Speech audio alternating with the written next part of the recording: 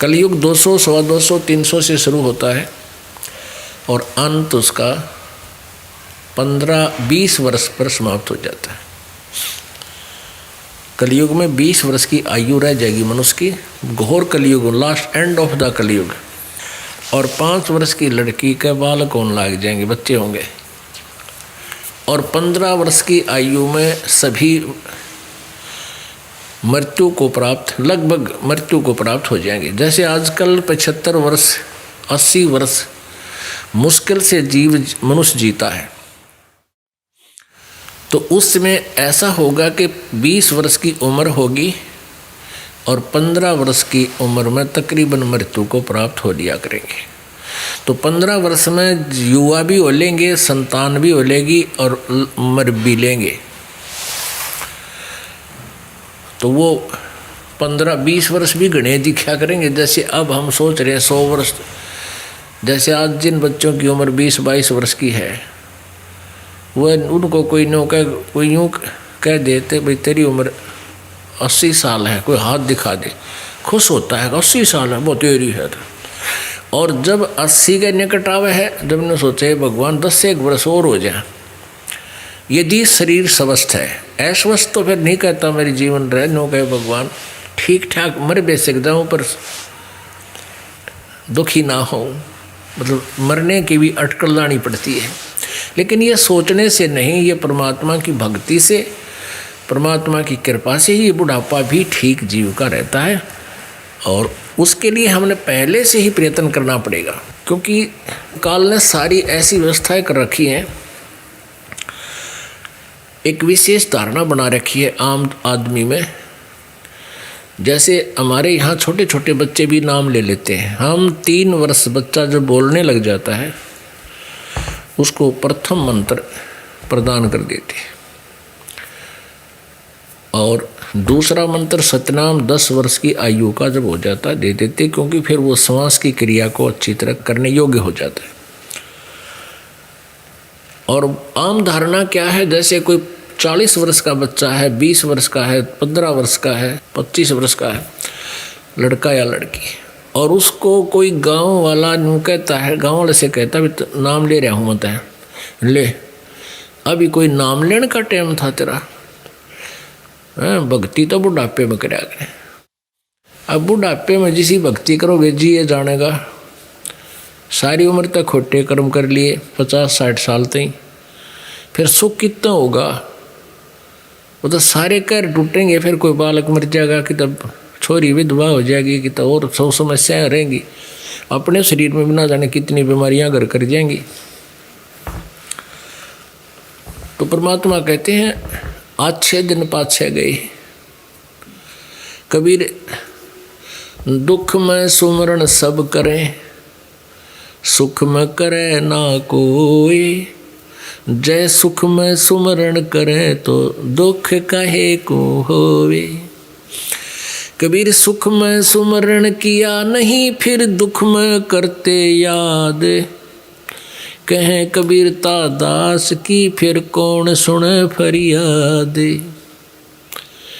अब घर में भी सुख, परिवार, बच्चे भी ठीक, बढ़िया जगह ब्याह हो गया, अच्छी उनकी पोस्ट हो गई या कोई कारोबार ठीक हो गया, कोई ना पूछता, भगवान ने फॉर्मेलिटी करते हैं 6 महीना में कितना माता दो कहे तो दो कहे, नवा भी कोई आवश्यक नहीं।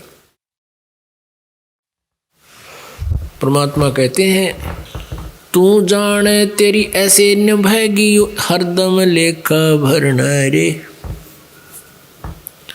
तूने सोचा है कि मैं ऐसे ही मौज माची रहेगी, ऐसे आनंद रहेंगे, नहीं। कहते एक श्वास का अकाउंट हो रहा है तेरा। जिस दिन तेरे पुण्य समाप्त हो जाएंगे, या बैटरी पूर्व जन्म की चार्ज है, पुण्य इकट्ठे हैं, एकत्रित है, जिस दिन वो समाप्त हो जाएंगे, बैटरी इन्वर्टर सा फ्यूज हो जाएगा तुम्हारा। जैसे वर्तमान में एक इन्वर्टर चला रखा है वैज्ञानिकों ने, उसमें बैटरी होती हैं 2, उन बैटरी को चार्ज लाइट से किया जाता है, चार्जर के द्वारा। और जो बैटरी जब चार्ज हो जाती हैं और चार्जर हटा भी दे, लाइट से कनेक्शन ना रखे, तो भी वो इन्वर्टर कार्य कर रहा होता है। पंखे भी चल रहे हैं, ट्यूब भी जग रही है, और अपना काम वो पूरा कर रहा है। और जब वो डिस्चार्ज हो जाएगा, ख़त्म हो जाएगी वह बैटरी, एकदम कड़च हो जाएगा, और फिर ना पंखे चले, ना कूलर चले, ना वो लाइट रहे। तो इसी प्रकार जिनके पूर्व जन्म की बैटरी चार्ज है, वो आज कोई तो प्रधानमंत्री बन रहा है, कोई राष्ट्रपति बना हुआ है, और कोई और ऊंच पोस्ट पे है, अन्य कोई अच्छे पैसे हैं, कोई फैक्ट्री मालिक है, कोई खान खोज रहा है, कोई अच्छा किसान है, जमींदार है। और जब उसकी बैटरी डिस्चार्ज होएगी, पूर्व जन्म के पुण्य समाप्त होंगे, फिर देखा उसके लाके क्या बनेगी। ऐसे बहुत से उदाहरण वैसे तो पहले भी थे, वो हमारे आँख नज़रों में, पर इतनी कसक ना बने थी, उनका दर्द नहीं, दुख नहीं, डर ना बने था। अब जब नाम उपदेश और ये ज्ञान होने के बाद फिर दुर्घटनाएं जनता के साथ घट रही हैं, बिना नाम वाले के साथ, तो फिर आँखें और ज़्यादा खुल गई हमारी कि जो नो दीक्षा करते हुए बड़ा इनका काम चल रहा है, बड़े बच्चे भी ठीक हैं, आज उनकी वाह दुर्गति हो रही है, उनकी कहानी सुन लेता, आँखें मत आंसू नहीं सुख आदमी की। तो पुण्यात्माओं, परमात्मा कहते हैं दुख में सुमन सब करे, सुख में करे ना कोई, और जय सुख में भी सुमरण कर ले तो दुख का एक होए। सुख में सुमरण किया नहीं, फिर दुख में करते याद, कह कबीरता दास की फिर कौन सुने फरियाद। तो पुण्यात्माओं, ये शुभ अवसर है जो आप जी को परमात्मा ने कृपा बख्शी है। परमेश्वर ने स्वयं आकर के यथार्थ ज्ञान आपको दिया है। मानो ये आत्मा मानव शरीर धारण करके, जो पुण्य आत्माएं हैं, पिछले मनुष्य जीवन से आई हैं, वो परमात्मा की भक्ति के बिना रह नहीं सकते। और वैसे ही आत्मा जब से ये भगवान से विमुख होया है, बिछुड़ कर आया है, सतलोक से आया है, उसी दिन से इसको आभास हो चुका है कि परमात्मा बिना तेरा ठिकाना बिल्कुल नहीं। उसी दिन से ये फिर खोज करने लग गया है परमात्मा का। इस आत्मा ने उसी दिन से ट्राई शुरू कर दी, लेकिन जहाँ ये आ चुका है, जहाँ ये आत्मा आ चुका है, इसने इसको मालूम नहीं तू कहाँ आ गया। और यहाँ का मालिक कौन है? काल, ब्रह्म, ज्योति निरंजन सदाशिव, काल रूपी ब्रह्म। ये हमें धोखे में रखे हुए हैं, सच्चाई से परिचित नहीं होने देता। इसका उद्देश्य है कि इनको अपने मालिक की जानकारी ही ना हो। और इसी कारण से ऋषि महर्षियों ने एक अज्ञान थ्योरी बना दी, सिद्धांत बना दिया कि जन्म मृत्यु कभी समाप्त नहीं होता, जन्म मृत्यु तो बना ही रहेगा। गीता जी का उदाहरण देकर समझाया कि ये प्राणी एक शरीर को जब छोड़ता है, दूसरा शरीर इसके लिए तैयार हो जाता है। जैसे एक कीड़ा होता है, कीड़ा वो ऐसे चलता है, पिछले पैर फिर उठा के फिर आगे रख लेता है, फिर अगले दांत से होते हैं आगे पीछे उसके पंजे। कहते अगला पैर अगली टहनी पर रखकर ही वो कीड़ा पिछले पैर को उठा कर आता है। यानी ये जब यहाँ से शरीर छोड़ता है तो पहले इसका नेक्स्ट जीवन तैयार हो जाता है। इसलिए कहते क्यों चिंता करें, जन्म तो होते ही रहेंगे। तो ऐसे उदाहरण दिया करते थे। अब आज मनुष्य जीवन है, अगला गधे का तैयार आपा हो गया क्योंकि भक्ति ठीक करी नहीं, वो शरीर तैयार है, हो तो मिलना ही मिलेगा। या भूत बन जाओगे, कुछ दिन पितर बन जाओगे, कुछ दिन स्वर्ग में देवता भी बन सकते हो अगर कोई पुण्य अच्छे हो गए तो। लेकिन तत्व ज्ञान के अभाव से हम परमात्मा के विधान से बिल्कुल अपरिचित हो चुके हैं। पुण्यात्माओं, पिछले सत्संग में आप जी को बताया था कि ये प्राणी 2 प्रकार से मानव शरीर प्राप्त करता है। एक तो टर्न वाइज इसको मानव शरीर मिलता है, 84 लाख योनियों को भोग कर एक मानव जीवन इसको कंपलसरी मिलता है। वो कबीर परमात्मा ने इस काल को एक आदेश दे रखा है, ना तो यो एक भी जन्म ना दे मनुष्य के, क्योंकि इसको सबसे बड़ा खतरा है कि मनुष्य जीवन प्राप्त करके ये मालिक पा सकता है। इस मनुष्य जीवन में सबसे बड़ी यही एक खासियत है। अन्यथा परमात्मा ने इस मनुष्य शरीर के बारे में क्या बताया है? गर्भ ना करे रे गंवारा, जो बन धन पावना दिन चारा जी। क्या बताते हैं परमात्मा कि पशु के चाम की तो जूती बन जा नौबत और नगारा, नर देही किसे काम न आवे या जड़ बुझ हो जा छारा। कहते पशु के चाम की जूते बन जाते हैं, नौबत और नगाड़ा, ये राजा लोग नगारे बजाया करते थे और कई प्रकार के ढोलक ढालक पर भी खाल लगा कर उसको प्रयोग कर देते हैं। लेकिन नर देही किसी काम नहीं आवे, या तो राख बनेगी, व्यर्थ है, यूजलेस। या जो भक्ति नहीं करते, परमात्मा की सत्साधना नहीं करते, वो मनुष्य शरीर इतना यूजलेस है, इतना व्यर्थ है, ये पशु से भी बुरा। पशु का चाम भी काम आ जाए पर इसका चाम भी काम नहीं आता, और इससे परमात्मा प्राप्ति हो सकती है।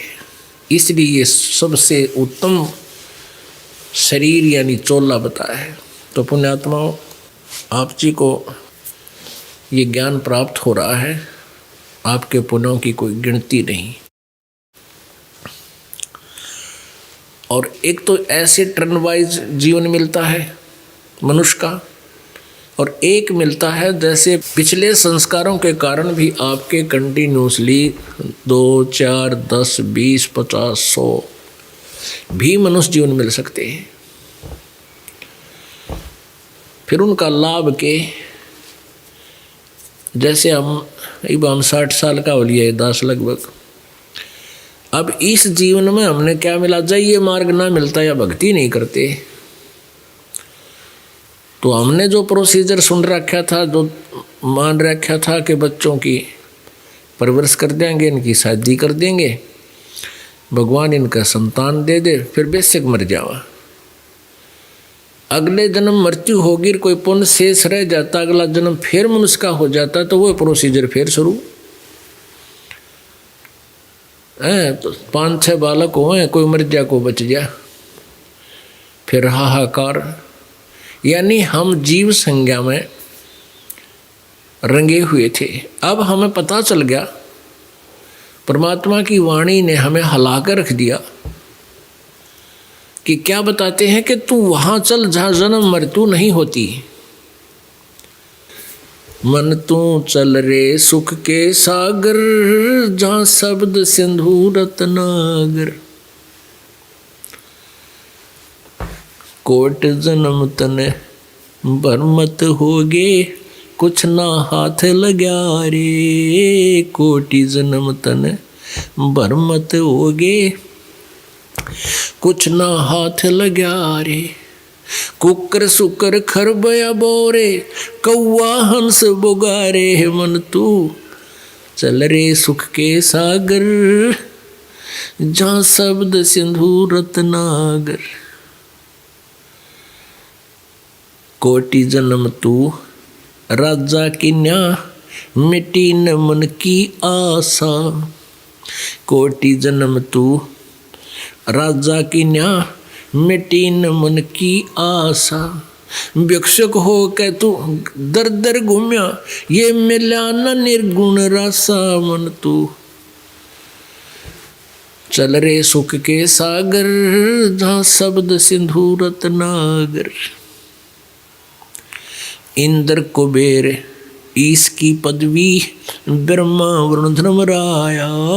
इंद्र कुबेर ईश की पदवी ब्रह्मा वरुण धर्मराया। विष्णुनाथ के पुर को जाके तो फिर भी वापस आया मन तू। चल रे सुख के सागर जहाँ शब्द सिंधु रत्नागर। असंग जन्म तोय मरत्या होगे जीवित क्यों ना मरे रे। द्वादश मद महल मठ बोरे बोहर न दे दोर रे मन तू। चल रे सुख के सागर जहाँ शब्द सिंधु रत्नागर। मन तू चल रे सुख के सागर जहाँ शब्द सिंधु रत्नागर। दोजक बहिष्ट सभी ते देखे राजपाट के रसिया। दोजक भिष्ट सभी ते देखे राजपाट के रसिया। तीन लोक से तरपत नाही ये मन भोगी खसिया। मन तू चल रे सुख के सागर जहाँ शब्द सिंधु रत्नागर। मन तू चल रे सुख के सागर जहाँ शब्द सिंधु रत्नागर। भाई सतगुरु मिले तो इच्छा मिटे पद मिल पदे समान। सतगुरु मिले तो इच्छा मिटे पद मिल पदे समान। चल हंसा उस लोक पठाऊं जो आद अमर अस्थान। मन तू चल रे सुख के सागर जहाँ शब्द सिंधु रत्नागर। मन तू चल रे सुख के सागर जहाँ शब्द सिंधु रत्नागर। भाई चार मुक्ति जहाँ चंपी करती माया होरी दासी। चार मुक्ति जहाँ चंपी करती माया हो रही दासी। दास गरीब अभय पद पर से वो मिले राम अविनाशी। मन तू चल रे सुख के सागर जहाँ शब्द सिंधु रत्नागर। मन तू चल रे सुख के सागर जहाँ शब्द सिंधु रत्नागर। पुण्यात्माओं, हम जो है इस काल की माया के भांग के नशे में बहुत ज़्यादा ग्रस्त हैं। परमात्मा कहते हैं कबीर ये माया अटपटी सब गट आने अड़ी। किस किस को समझाऊं या कुएं बांग पड़ी। परमात्मा ने यह समझाने की चेष्टा की है कि भाई एक व्यक्ति को मैं समझा देता हूँ, समझ लेता है, दूसरा फिर वही बोली बोल रहा है किसने देखा भगवान ब्रह्मा विष्णु महेश तो ऊपर हमने कोई सुना है कोई नहीं, कहाँ लिखा है, क्यों बह कार्य है। अब परमात्मा यही बताया करते थे भाई अब किस किस ने समझाऊं या कुआं बांग पड़ी। अब मालिक थे वो 600 साल पहले कबीर परमेश्वर जी स्वयं सतलोक से चलकर आए थे, अपने उस दिव्य धाम से, सनातन परम धाम से चलकर आए थे सतलोक से, और यहाँ अपने पुण्यात्माओं से मिले, उनको अपना ज्ञान समझाया, फिर सतलोक से परिचित करवाया। और स्वयं परमात्मा 600 वर्ष पहले लगभग सन 1398 से सन 1518 तक 120 वर्ष परमेश्वर पूर्ण परमात्मा एक जन साधारण की लीला करके ये दिखाने आए थे, एक एग्जाम्पल कोड करने आए थे कि भी परमात्मा पाने के लिए ना तो वन में धक्के खाने की जरूरत, जंगल में ना पहाड़ा पे, और ना ही किते घर त्यागने की आवश्यकता। अपने परिवार में रहते हुए अपना परंपरागत कार्य करते हुए, जैसे 4 वर्णों के जो अपने कर्म होते हैं वो अपने अपने कर्म करते हुए कर्म योगी हो करके आप मोक्ष प्राप्त कर सकते हो। उसमें विशेष बात ये थी कि ब्राह्मण वर्ग ही भक्ति का अधिकारी माना जाता था और ब्राह्मण गुरु होते थे। ब्राह्मण लोग केवल ब्राह्मणों को ही दीक्षा दिया करते थे। अन्य व्यक्ति उनकी पूजा करते थे, उनको घर पर भोजन कराते थे और उनकी पूजा पाठ कर देते थे, इसी से अपना कल्याण मानते थे। तो परमेश्वर जी ने आकर ये एक लीला की थी कि जैसे मैं एक बिल्कुल निर्धन व्यक्ति हूँ, परमात्मा ने एक लीला की थी कि निर्धन से निर्धन व्यक्ति, एक जुल्हा सारा दिन हफ्ते 10 दिन तक एक कपड़ा तैयार करता है, उसकी जो मेहनताना आता है उस पर अपने परिवार का निर्वाह करके दिखा रहा है। परमात्मा का परिवार नहीं था, लेकिन उन्होंने एक परिवार इसलिए दिखाना पड़ा कि परिवार पोषण भी भक्ति मार्ग में बाधक नहीं है।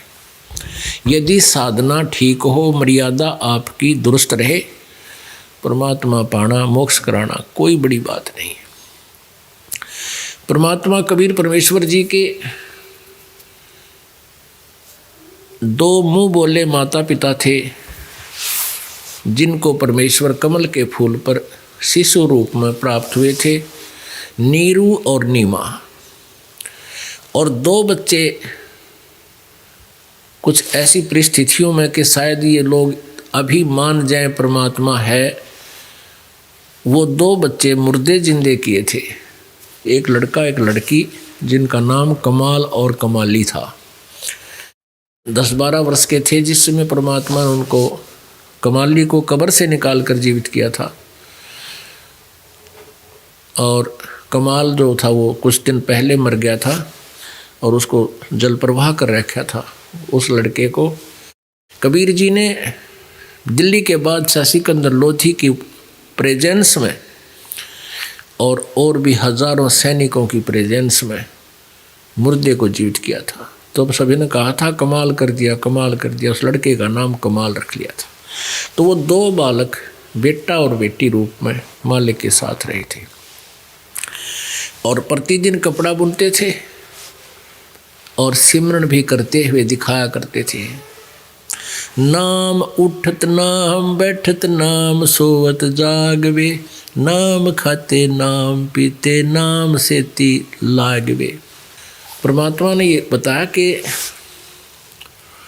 न तो जंगल वन में जाने से प्रभु प्राप्ति होती है, यदि आपकी साधना ठीक है, आप चाहे विवाह करा के भक्ति करो या ना करा के करो, वो सत्साधना आप वन में जाकर करो या घर पे रह के करो, साधना ठीक, मर्यादा ठीक रहनी चाहिए।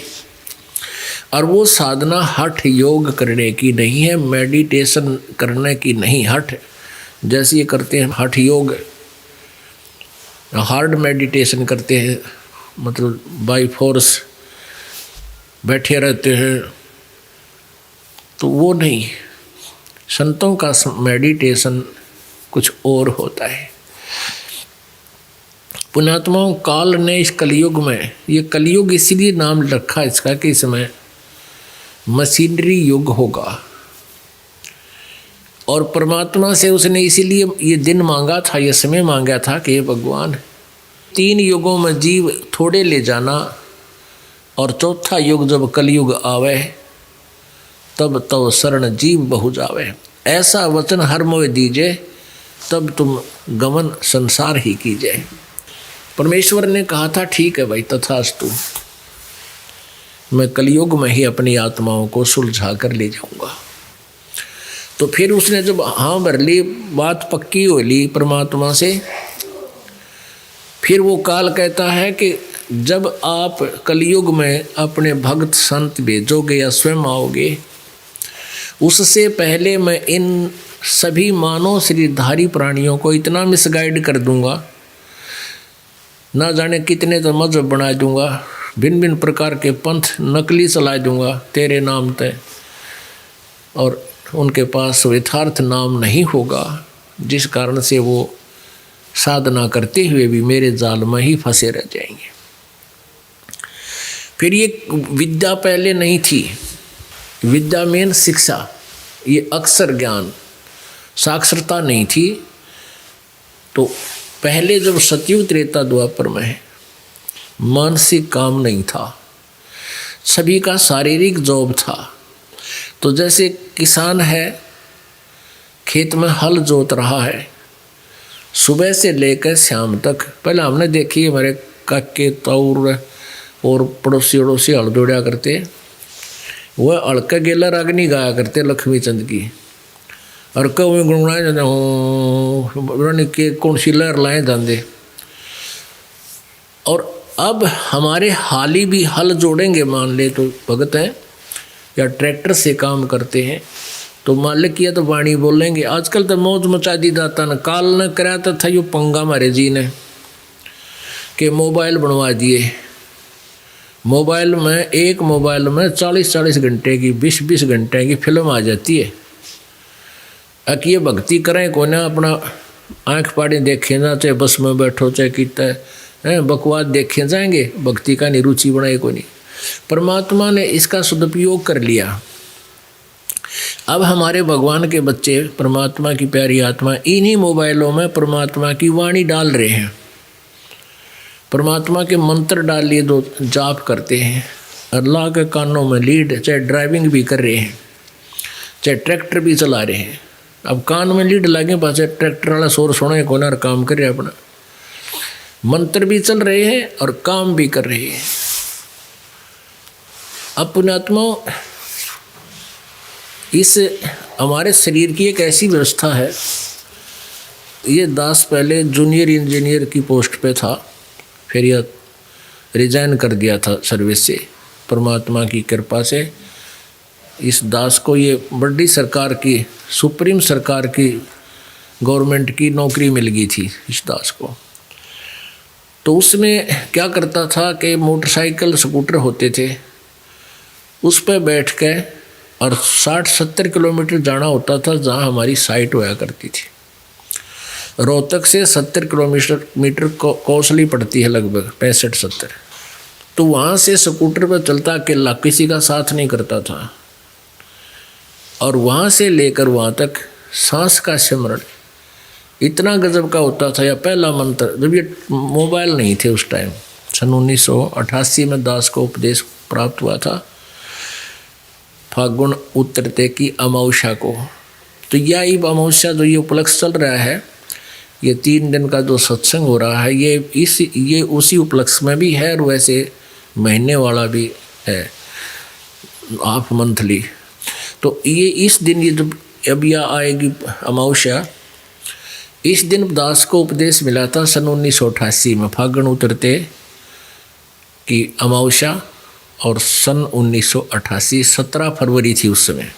रोहतक से लेकर वहाँ तक 2 घंटे लग गया करते हैं आराम से चलाना, और वहाँ तक खूब डट का वजन होता। ये पता नहीं चलता था कौशली आ किस टाइम गई, और न्यू होया करता या थोड़ी सी दूर और होनी चाहिए थी। तो पुण्यात्मा, ऐसे ही जैसे बस में बैठ गए, तो बस में मान ले कोई साथी यात्री है, जान पहचान का भी है, कि 5 मिनट तक बात हो सकती है उससे, कहाँ चले, कहाँ जा रहे हो, क्या काम है, बच्चे ठीक हैं, फिर कोई बात नहीं होती, फिर तक गुमसुम बैठ जाते हैं। और ऐसा भी कभी कभी होता, नहीं तो अननोन व्यक्ति ही हुआ करते हैं सफ़र में। और 1.5-2 घंटे का सफ़र हो, अपना बैठ कर सीट पे और इधर का आगे डंडे बनवात और सिमरण शुरू कर देते थे। अब वहाँ जब बस नो पता नहीं लगता था सफ़र गया किस तरह। तो इस प्रकार ये साधना करनी होती है। अब जैसे हम ड्राइविंग करते हैं, ये 5 तत्व और ये हमारा सारा शरीर जो है, इंद्रियां हमारे अनुकूल हो जाती हैं। अपने आप को पता नहीं लगा किस टाइम पहला गियर ला दिया, कभी दूसरी जरूरत पड़ी, अपने ऑटोमेटिकली चलता, ऐसा चल पड़ता है। दास का जो ऑफिस था वो शिला बाईपास की तरफ था रोहतक में, और आना पड़ता था पूरा रोहतक क्रॉस करके इधर उर्ली साइड में, हिसार साइड में। और बीच में एक कंजस्टेड एरिया था, पहले बाईपास भी नहीं था इतना, यूनोन का भी नहीं था। वहाँ पर जो भिवानी स्टैंड है और किला रोड है वहाँ, और उधर से फिर रेलवे रोड है, इतनी भीड़ हो जाती 5 बजे से 6 बजे से 5:30 बजे, और उसके भीड़ के अंदर से भी निकलकर मैं जब कभी अपने घर के निकट आ जाता, कई बार घर वाले कुछ सामान मंगवाया करते, लिख के दे देते लिस्ट, चीनी नमक चा वो लानी होती थी रास्ते में। तो कई बार तो मुझे ये नहीं पता लगता, मैं घर पे आ लेता ना, जब याद आती रहा कुछ सामान लेना था, 3-4 किलोमीटर फिर वापस जाता और जब वो सामान लेता, उस भीड़ में कर निकला ये नहीं पता लगा भीड़ में कर निकल कब गया, यानी नाम सिमरण में ध्यान रहता था। तो पुण्यात्माओं परमात्मा कबीर जी कपड़ा बुनते थे और आसपास भक्त देखते थे, तुम भक्ति किस टाइम करते हो? कहने लगे मैं ये पूछता हूँ कि सिमरन का समय कौन सा कोनी। एक बार ये वाजिद एक राजा थे, इनको प्रेरणा हुई, एक ऊँट मर गया, अरब कंट्रीज में था ये राजा, राजाओं के वाहन भी ऊँट होया करते थे रेगिस्तान में। रास्ते एक काफिला जा रहा था, दूसरे शहर को जा रहा था, ये वाजिद, एक ऊँट मर गया। ऊँट के मरने से उसको बहुत झटका लगा, कभी इतना चलते चलते ठीक स्वस्थ चारा चल रहा था, पानी पिया, चल रहा था, चलते चलते गिर गया और मर गया, ये क्या चक्कर है? तो विद्वान पुरुष होते थे, राजा को बताया जी जिस भी प्राणी का जब समय पूरा हो जाएगा उसी समय उनकी मृत्यु होगी। राजा ने कहा क्या मेरी भी मृत्यु होगी? हाँ, सभी ने जाना होगा। और वो इसे थे 20-25 वर्ष के, 30 वर्ष के होंगे उस टाइम। वो कहने लगा भी वापस चलो, फिर यूँ के जीवन कभी भी मृत्यु हो जा, राज सब कुछ के ठाठ हैं, राज त्याग दिया। अब ये पिछले संस्कार प्रभावित थे उनके, कहते एक के चोट से दारिया जिन मिलन दाचा, ये पुण्यात्मा होती है, उनको एक का दो बात सुन कह दे भाई, जब मान लेते कहाँ ठीक है भक्ति करेंगे भाई। और ढीठ व्यक्ति आगे चाहे सारी रामायण गा दे, कति ना सुनाने का छोड़ किसने देखा भगवान, 2 घंटे बातचीत हुए पाछे नहीं कहते किसने देखा। अब पुण्यात्मा उसने घर भी त्याग दिया, साधन ठीक था नहीं, गुफा में बैठ कर तप ला गया करना।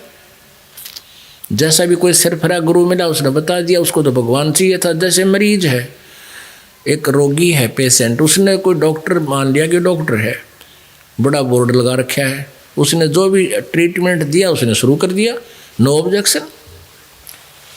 गुफा में बैठ कर भजन करे था। और ये धन्ना भगत जी किसान थे, इनको पता चला, धन्ना भगत जी को परमात्मा कबीर जी आकर मिले थे। ऐसी पुण्यात्माओं को वो पहले ही आकर के कोई ना कोई कारण बनाकर उपदेशी बना जाते हैं। तो धन्ना भगत जी वहाँ पहुँच गए, वाजिद जी की चर्चा सुन रखी थी, बड़े महापुरुष हैं, गुफा में रहते हैं। तो धन्ना भगत वहाँ पहुँचे, रात को वही रुक गए।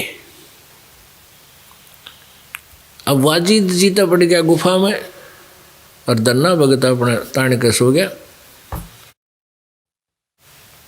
सुबह वाजिद जी बैठे अपनी गुफा में भजन कर रहे, और वो धन्ना भगत बैठे अपने आराम से बाहर।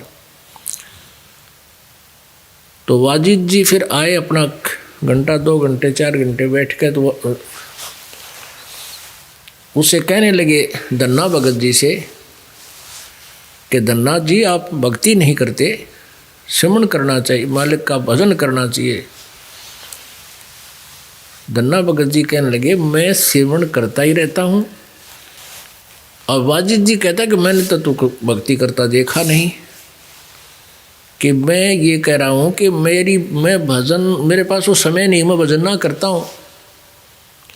तब क्या कहते हैं, गुफा भजै सो कई मुष्टा, रात न बजे सो चोरे, और दिन में भजे सो कई ढोंगी, और सुमरण की गति और।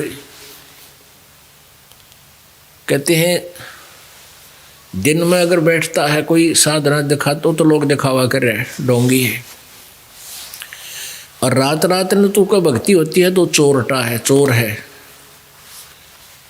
और गुफा में बजे तो चूहा है, वो तो मूष्टा है। तो वाजिद जी को काफ़ी प्रेरित किया गन्ना भक्त ने, काफ़ी समझाया कि ऐसे ऐसे संत हैं, महापुरुष हैं, तो उसको वह बात खटकेगी। अब भाई बात तो ठीक कह रहा है। फिर कुछ दिन के बाद परमात्मा उनको मिले, वाजिद जी को, उनको सतमार्ग बताया, तब उनका रास्ता चेंज हुआ। अब कहने का भाव ये है कि सिमरन का जो साधन है, मार्ग है, वो जो हम देखा करते थे, सुना करते थे, कोई खड़ा होकर तप कर रहा है, पैर सूज गए, और नो सुना करते भाई 4 बरस हो गए बाबा जी खड़ा तप रहा है और उसके पैर भी सूज गए, उसके वहाँ कीड़े पड़ गए, पैरों के अंदर जख्म हो रहे हैं, खड़ा ही है, वाह भाई वाह कमाल है। आसपास के श्रद्धालु वहाँ पहुँच जाते हैं, परमात्मा कहते हैं। और या कोई ऊपर बैठा कि तो टीले पर क्या करते, बड़े ऊंचे से स्थान पर बैठ जाते, टीले है पर, और नो दिखते दूर तो बाबा जी बैठे हैं, कुछ दूर तक दिखे बिना लोग जानी। तो भगत श्रद्धालु वहाँ पहुँच गए, बाबा जी तप कर रहा है, उसका धूना ला दिया, उसके फिर दूध के लोटे जान लागे, फल फल रखने लगे। परमात्मा बंदी छोड़ने बताया कि ये सारी ड्रामाबाजी है, ये भक्ति नहीं है। डिम्ब करें, डिम्ब मन पाखंड, लोग दिखावा, डिम्ब करें डूंगर चढ़े, अंतर छीनी झूले, जग जाने बंदगी करें, ये बोवे सूल बबूले। बोली आत्मा तेनो समझे बड़ा भगत और संत है, बड़ी साधना कर रहे हैं। तो परमात्मा कहते हैं ये तो अपनी अगत में आने वाले समय में सूल बो रहा, सूल। तब से राज मदमानम, और जन्म तीसरे शुक्र शवानम।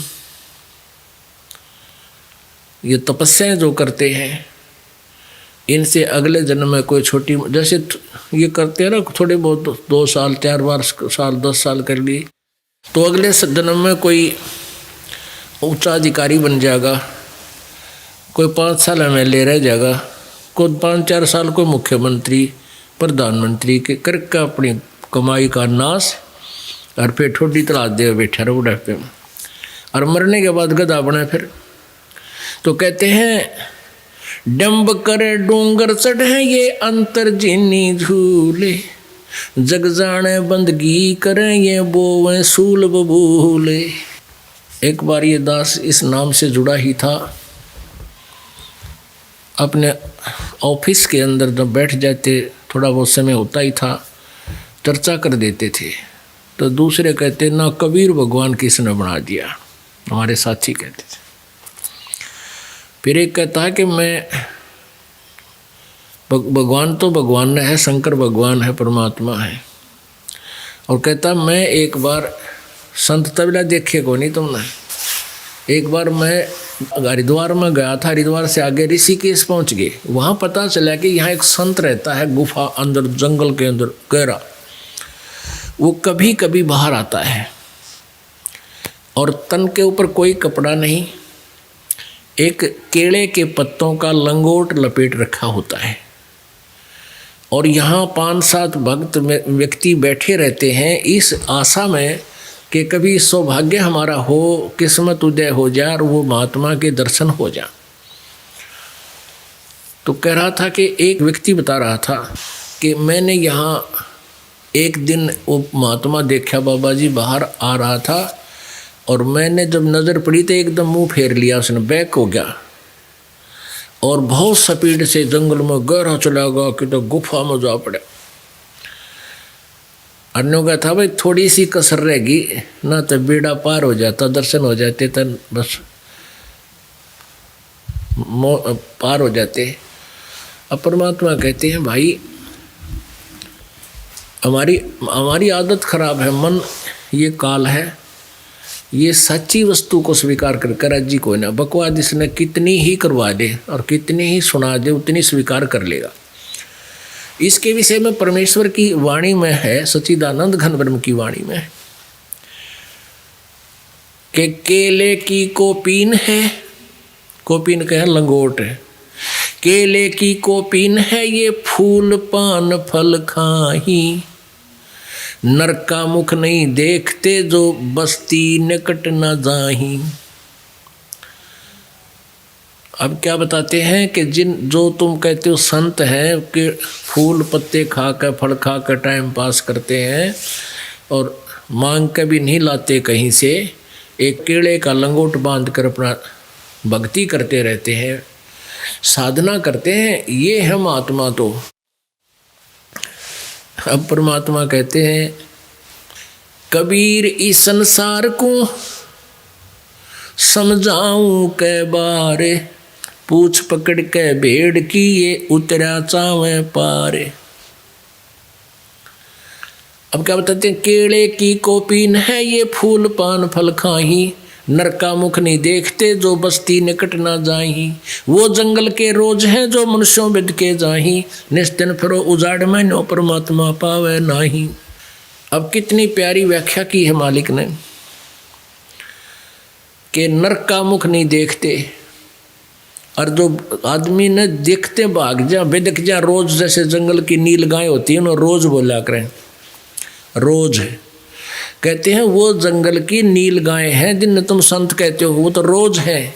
और आदमियाँ तो बेदक के बाजे डर के बाजे, आदमी दिख जा रोज बाजा करते पहले, वो जंगल के रोज है जो मनुष्यों बिद के जा, और निस दिन फिरो उजाड़ में नो परमात्मा पावना। कहते इन से दिन रात धक्के खाए जाओ उजाड़ में, उजाड़ बोलते हैं जहाँ को आदमी ना रहते हों, उस बियाबान को उजाड़ बोलते हैं। कहते हैं दिन रात धक्के खाओ उजाड़ में नो भगवान नहीं पावे, परमात्मा मिला कैसे गा। श्रीमद् भगवत गीता अध्याय नंबर 8 के श्लोक नंबर 13 में गीता ज्ञान दाता क्या कह रहा है कि ओम इति एकाक्षरम ब्रह्म व्यवहारन माम अनुसमरण ये प्रयाति तजन देहम सयाति परमाम गतिम। मेरा एक ओम मंत्र है और दो साधक माम ब्रह्म मुझ ब्रह्म का ओम, ये एक ओम अक्षर है, नथिंग एल्स, और उच्चारण करके सिमरण करता हुआ, उच्चारण करके सिमरण करता हुआ जो शरीर छोड़कर जाता, यानी अंतिम श्वास तक इस ओम नाम का जो जाप करता है वो परम गति को प्राप्त होता है। यानी ओम नाम से जो परम गति होती है, मेरे से ब्रह्म बोलता है काल, मेरे से जो परम गति लाभ मिलता है, मोक्ष जितना हो सकता है उसको प्राप्त होता है। अब गीता जी अध्याय नंबर 4 के श्लोक नंबर 5 और 9 में अध्याय 2 के श्लोक 12 में गीता ज्ञान दाता कहता, अर्जुन तेरे और मेरे बहुत जन्म हो दिए, तू नहीं जानता मैं जानता हूँ। इससे सिद्ध है कि गीता ज्ञान देने वाला ये ब्रह्मा विष्णु महेश का पिता ये भी नासवान है। जैसा आज आपको दिन में दिखाया था श्री शिव पुराण के अंदर, जिसमें वो स्वयं कहता है कि तुम मेरे पुत्र हो, मैं तुम्हारा पिता हूँ, और तुम ब्रह्मा विष्णु रुद्र और महेश, इन तुमको मैंने एक एक कर्तव्य दे रखा है, एक एक जॉब दे रखी है, एक डिपार्टमेंट दे रखा है। अब ये काल क्या खेल खेलता है, जैसे ब्रह्मा विष्णु रुद्र और महेश ये 11 रुद्र हैं। इन 11 रुद्रों में 11वां जो रुद्र है वो इन 10 का हेड है, कंट्रोलर है। और ये रुद्र जो 11 हैं ये प्रेतों के और इन भैरव बारों के इनके ये सरदार हैं, मुखिया हैं, और ये उत्पात यही कराते हैं। और महेश, ब्रह्मा विष्णु और महेश ये काल के पुत्र हैं, और रुद्र ये काल ने, दुर्गा ने अपनी वचन शक्ति से बनाकर उत्पन्न किए हुए हैं। तो ऐसे हमने इस जाल को समझना है। तो वो कहता है कि शिव पुराण में कहता है मेरा एक ओम मंत्र है और ये सब अवयवों से इकट्ठा होकर के पांचों से एक ही भूत होकर यूं एक अक्षर बन गया ओम, ओंकार। तो वही ये गीता का ज्ञान दे रहा है। ये कहता मैं और तू सभी नासवान हैं। और गीता जी अध्याय नंबर 2 के श्लोक 17 में कहा कि अर्जुन तो अविनाशी तो उसको जान जिसको मारने में कोई सक्षम नहीं है, समर्थ नहीं है, और जिससे ये सारी सृष्टि की उत्पत्ति हुई है। गीता जी अध्याय नंबर 15 के श्लोक नंबर 16 और 17 में 3 भगवान बताए, एक सरपुरुष एक अक्षर पुरुष, और 17वें में कहा कि इन दोनों से कोई और है असली वास्तविक अविनाशी भगवान परमात्मा, और वही तीनों लोकों में प्रवेश करके सबका धारण पोषण करता है। वो है अव्यय ईश्वर है, वो अविनाशी परमात्मा है। गीता जी अध्याय नंबर 15 के श्लोक नंबर 1 से 4 का आशय है कि ये उल्टा लटका हुआ संसार रूपी वृक्ष है, और इस संसार रूपी वृक्ष की जड़, तना, मोटी डार्ट, शाखाएं, पत्ते, ये कौन कौन कैसे, एक कोड वर्डों में ये कौन कौन भगवान है, इसके विषय में जो संत बतावेगा स वेदवित वो तत्वदर्शी संत है। अब फिर उसके बाद ये बताया है कि जब ये तत्वदर्शी संत तुझे मिल जाए, उस तत्वदर्शी संत के बताए द्वारा उस तत्व ज्ञान रूपी शस्त्र के द्वारा इस अज्ञान रूप अंधकार को हटाकर काट के, यानी आन सब उपासनाएं छोड़ खत्म कर दे, बंद करे, एक साधना वो करे जो संत बतावे। उसके पश्चात उस परमेश्वर के परम पद की खोज करनी चाहिए, जहां जाने के बाद फिर ये प्राणी लौटकर संसार में कभी नहीं आते। और जिस परमेश्वर ने संसार रूपी वृक्ष अर्थात सारे ब्रह्मांडों की रचना की है, और मैं भी उसी की शरण हूँ, ऐसा विचार करके उसी की पूजा करनी चाहिए। अब उसकी जानकारी कौन बतावेगा? गीता जी अध्याय नंबर 17 के श्लोक नंबर 23 में गीता ज्ञानदाता ने कहा कि अर्जुन, ओम तत्सत इति निर्देश ब्रह्मण तिर्विद समर्थ ब्राह्मणा तेन वेदा च यगा विहिता पुरा। ब्रह्मण माने उस सच्चिदानंद घन ब्रह्म, जैसे गीता जी अध्याय नंबर 15 के श्लोक नंबर 16-17 में 3 भगवान बताए हैं, तो 17वें श्लोक में कहा कि उत्तम पुरुष है तो अन्य है परमात्मा इति उदाहरत, यह लोकतर्य आविश्य विवर्ती, वो अव्यय ईश्वर है। गीता जी अध्याय नंबर 15 के श्लोक 16 में कहा है 2 भगवान है इस संसार में जाने जाते हैं, एक सरपुरुष एक अक्षर पुरुष। सरपुरुष ये 7 संख ब्रह्मांड का मालिक, ये काल है, ब्रह्म है जिसका ओम नाम है, और अक्षर पुरुष ये परब्रह्म है, ये इसके 7 संख ब्रह्मांड है, और ये दोनों भी नाशवान हैं, और इनके अंतर्गत जितने प्राणी हैं वो भी नाशवान हैं। जीव आत्मा किसी की नहीं मरती, वो अमर है। फिर 17वें श्लोक में कहा कि उत्तम पुरुष है तू अन्य परमात्मा इति उदाहरते, उत्तम पुरुषोत्तम श्रेष्ठ प्रभु तो कोई और है, इन दोनों से न्यारा है, और उसको परमात्मा कहा जाता है, और वही तीनों लोकों में प्रवेश करके सबका धारण पोषण करता है।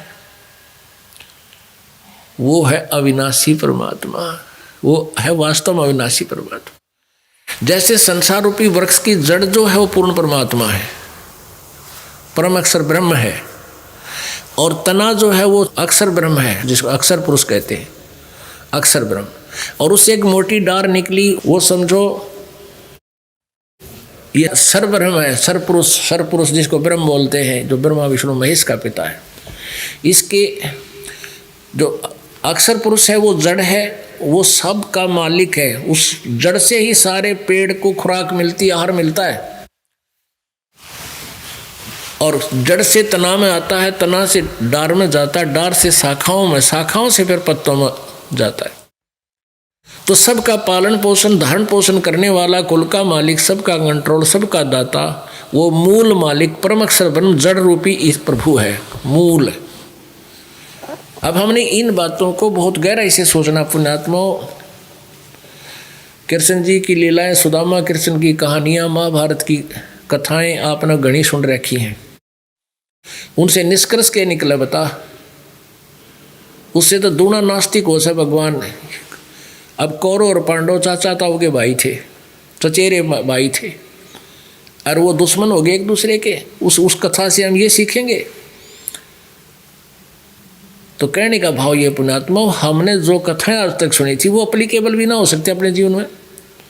श्री रामचंद्र जी को मर्यादा पुरुषोत्तम बतावे, सीता का अपहरण हुआ, रावण के साथ युद्ध हुआ, लाखों लोग मरे, सीता को अग्नि परीक्षा लेकर के भगवान श्री राम जी वापस ले आए, आग में बैठा दी वहीं पर श्रीलंका के किनारे। अगर तू आग में नहीं जली तो तू अछूती है, तू सती है, और आग में जल गई तो खत्म हो जाएगी। कहने का भाव ये था कि मैं तब ले जाऊंगा जब सारे लोग मान लेंगे कि इसको रावण ने छुआ भी नहीं। आग में बैठा दी और नहीं जली, सब ने खुशी मनाई, घर ले आए। श्री रामचंद्र जी घर ले आए, सीता को दिवाली मनाई गई। और एक दिन श्री रामचंद्र राजा थे अयोध्या के, नगरी में घूम रहे थे। एक धोबी अपनी पत्नी ने कूटा था, वो कलियारा गणा था, वह लड़ बढ़ कर वह उसके दुख से चली गई कि पहले और के कर अपने घर चली गई होगी। फिर वह आ गई हफ्ते 10 दिन में। उसने कुटन लाग रहा रात ने, अक मैं दशरथ का बेटा नहीं हूँ जो रावण के पास इतने दिन तक वह सीता रही, फिर उसको घर ले आया, और तू इतने दिन बाहर रही, 2 दिन या 4 दिन जैसे भी, मैं तुझे नहीं रखूँगा और कूट छेद कर निकल जाना, सुबह भाग जाना। अब रामचंद्र जी ने उस धोबी के व्यंग से कानों सुन लिया झांकी माँ के। अगले दिन अपनी पत्नी सीता को कलंकित मान कर निकाल दिया कि मैं लोगों की व्यंग नहीं सुन सकता। अब पुण्यात्माओं, क्या ये एक आचरण अच्छे गृहस्थी के हैं? गर्भवती पत्नी ना आप निकाल के देखो, किसी बेटी नाज बाण अपनी पत्नी निकाल के देखो घर से बाहर, कालजा पाट जाए मानस का इंसान होता है कि तो आ जाएगी है। आदमी निकल कर देख लो, लड़की का तो बहुत दूर की बातें हैं। 36 प्रकार के ढेड रास्ते में टकरावेंगे, इतने भी सोच नहीं कि उस व्यक्ति ने, और उसको भगवान मान कर पूजा करते। पुण्यात्माओं, इस काल ने सारी उल्टी पढ़ाई पढ़वा रखी अपने ताई, और सारे दुखी थे। जो दुख होना था वो क्यों? श्री रामचंद्र जी पर आखिरी सांस तक सुख नहीं हुआ उसको, उसकी पूजा से आप जी और हमको कैसे सुख होगा? कहने का भाव ये है कि हम जो ज्ञान सुना करते थे वो ज्ञान एक आने का नहीं था, और उसी में हम निश्चिंत थे, और कोई कथा सुन लेते थे, अपना खुश हो जाते थे। अब ये है वो अमर पुरुष की कथाएं। अब उस परम अक्षर ब्रह्म से सबको आहार मिलता है, और ये ब्रह्मा विष्णु महेश उर्फ रामचंद्र जी कृष्ण जी तो किस अतिथि में है ये आपको पता लगेगा। ये देखिएगा, आपको एक चित्र दिखाते हैं, क्योंकि पुण्यात्मा ये रात्रि का समय, मीठी मीठी सर्दी है, और परमात्मा की दया से भगवान की अमृतवाणी का प्रसाद हमें मिला। इसको देवता तरसते हैं, उनको नहीं मिलता। ये न्यू खील पांटे की तो को मंगलवार का, को ओही को मोही का आप पहले आए उड़े दुकान से लाए, अरानते बांटन लायक गए, हो गया प्रसाद। एक 400 रुपये की बूंदी बैठ दी। वो घोड़ा सेठ था, वो 1.25 मणि का चूरमा कूट देता साल 6 महीने में, उन्हें बैठ देते। या परमात्मा की अमृतवाणी का अमृत आहार आप जी को प्राप्त, और ऊपर से अमृत खुराक जो है इस आत्मा की आपको प्राप्त। और ये रात्रि का समय, प्रोजेक्टर अपने पास, परमात्मा को आपके रूबरू कर देंगे। रात रात में भगवान मिल जाएगा, अगर आप जी सच्ची श्रद्धा से इस ज्ञान को सुनोगे। पुण्यात्माओं, जितनी बार सुनोगे उतना आनंद आना चाहिए आप जी को, तो आपकी भक्ति स्वस्थ है, आपकी आत्मा निर्मल है। हम खाना सुबह भी वही खाते हैं, शाम को भी वही खाते हैं। यदि स्वस्थ है तो भूख जोर की लगती है, आनंद आता है। और भूख आनाकानी कर रहा है, सुबह रोटी खाई, शाम में भूख नहीं लग रही है, तो कोई न कोई बात बिगड़ ली, या तो जबर की तैयारी है या बदहजमी हो ली, कोई ना कोई रोग आपके अंदर प्रवेश है। तो उसका ट्रीटमेंट क्या है? कड़वी औषधि खानी पड़ेगी, ना चाहते भी फांकी मारनी पड़ेगी, और उस औषधि से फिर भूख लगेगी। तो ऐसे ही इस परमात्मा की अमृतवाणी को जितनी बार सुनोगे उतना ही आत्मा की खुराक, ये आत्मा को मजबूती देता, स्ट्रॉन्ग करता है।